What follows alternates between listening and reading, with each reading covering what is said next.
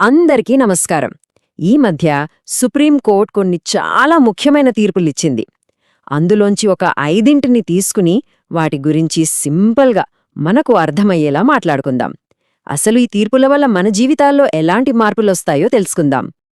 మొత్తం 3 ముఖ్యమైన విషయాల గురించి చూడబోతున్నాం. మొదటిది మనుషులు, జంతువుల రక్షణ. రెండోది న్యాయం జరగాలంటే సరైన ప్రాసెస్ ఎంత ముఖ్యమో.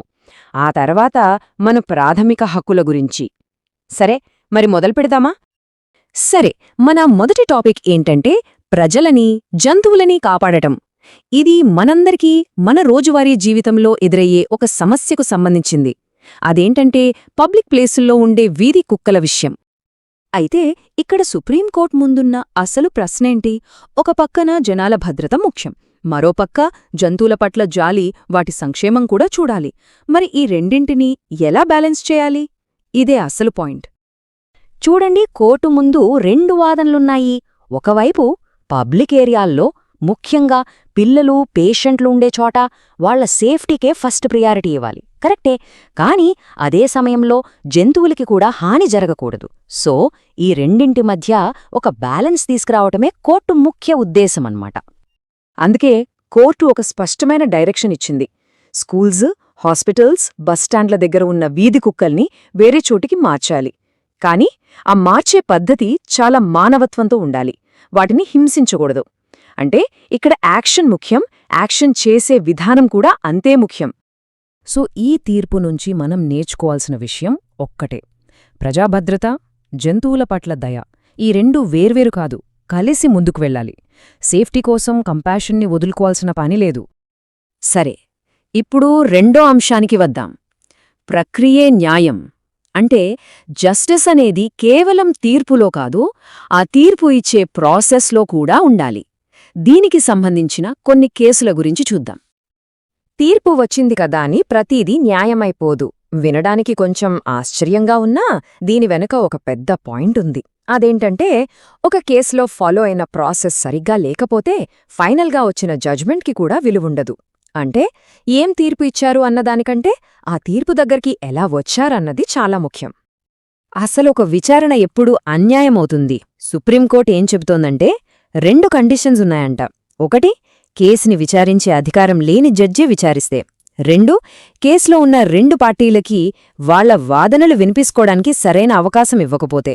ఈ రెండిట్లో ఏది జరిగినా ఆ తీర్పు చెల్లదు. ప్రాసెస్లోనే న్యాయముండాలి. అప్పుడే అది నిజమైన జస్టిస్. దీనికి ఒక మంచి ఉదాహరణ యాక్సిడెంట్ కేసుల్లో చూడొచ్చు. ఇప్పుడు ఎవరైనా యాక్సిడెంట్ అయిన తర్వాత క్లెయిమ్ ఫైల్ చేయడానికి లేట్ చేశారనుకోండి.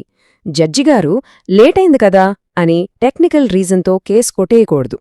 అసలు ఎందుకు లేటైంది, వాళ్లు హాస్పిటల్లో ఉన్నారా, వాళ్లకి వేరే ఇబ్బందులున్నాయా అని కారణం చూడాలి. ఆ కారణం సరైనదనిపిస్తే కేసుని ఖచ్చితంగా విచారించాలి. ఇక్కడ చట్టం అక్షరాల కన్నా దాని వెనకన్న ఉద్దేశం ముఖ్యం. అందుకే కోర్టు ఒక పవర్ఫుల్ మాట చెప్పింది: ఆలస్యమైన న్యాయం అన్యాయంగా మారిపోకూడదు అని. అంటే చట్టంలో ఏం రాసుందన్నదానికంటే దాని స్ఫూర్తిని అర్థం చేసుకోవడమే నిజమైన న్యాయం. ఓకే, ఇక మన చివరి 3వ అంశానికి వచ్చేద్దాం: ప్రాథమిక హక్కుల పరిరక్షణ. ఇక్కడ మనం స్వేచ్ఛ, ప్రజాస్వామ్యం లాంటి చాలా ముఖ్యమైన విషయాల గురించి మాట్లాడుకోబోతున్నాం. చట్టం ప్రజలకు అర్థమయ్యే భాషలో మాట్లాడాలి. ఎంత మంచి మాట కదా ఇది! అరెస్ట్ ప్రొసీజర్స్ గురించి కోర్టు చెప్పిన ఒక తీర్పులో ఈ మాట వచ్చింది. లా అనేది కేవలం లాయర్లకో, జడ్జులకో కాదు, ప్రతి ఒక్కరికీ, ముఖ్యంగా ఒకరి స్వేచ్ఛకు సంబంధించిన విషయంలో వాళ్లకు అర్థమయ్యేలా చెప్పాలి. ఒక సింపుల్ ఎగ్జాంపుల్ చూద్దాం. మన తెలుగు రాష్ట్రాలకు చెందిన ఒక వ్యక్తి ఢిల్లీకి వెళ్లాడనుకుందాం. అతనికి తెలుగు తప్ప వేరే భాష రాదు.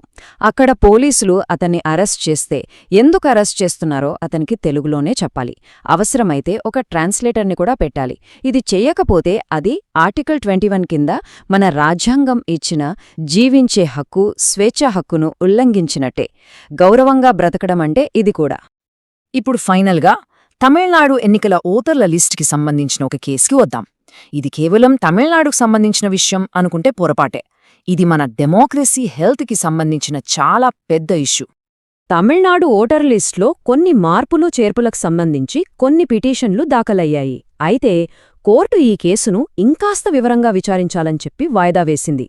దీని అర్థమేంటంటే కోర్టు దీన్ని చాలా సీరియస్గా తీసుకుంటోంది.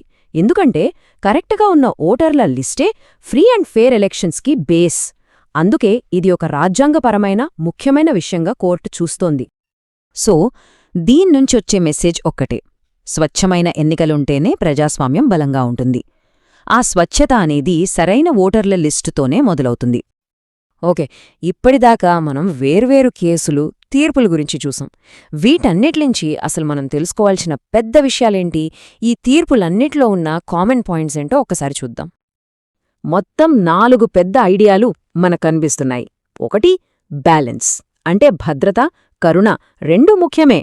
2, ఫేర్నెస్ అంటే జడ్జ్మెంట్ ఎంత ముఖ్యమో దానికి ఫాలో అయిన ప్రాసెస్ కూడా అంతే ముఖ్యం. 3, డిగ్నిటీ ప్రతి మనిషికి చట్టాన్ని వాళ్ల భాషలో తెలుసుకునే హక్కుంది. ఇక 4ది, ఇంటిగ్రిటీ మన ప్రజాస్వామ్యం నిలబడాలంటే పద్ధతులన్నీ నిజాయితీగా, పారదర్శకంగా ఉండాలి. ఈ విలువల్ని కాపాడటానికే మన న్యాయ వ్యవస్థ ప్రయత్నిస్తోందని ఈ తీర్పులన్నీ గుర్తుచేస్తున్నాయి. చివరగా ఒక్క ప్రశ్న: కోర్టైతే తన పని తాను చేసింది, మంచి సూత్రాలను చెప్పింది. కాని మన సిస్టం, మన సమాజం వీటిని వింటుందా, ఆచరణలో పెడుతోందా? చట్టానికి, నిజ జీవితానికి మధ్య ఉన్న ఈ గ్యాప్ గురించి మనందరం ఆలోచించాల్సిన అవసరముంది.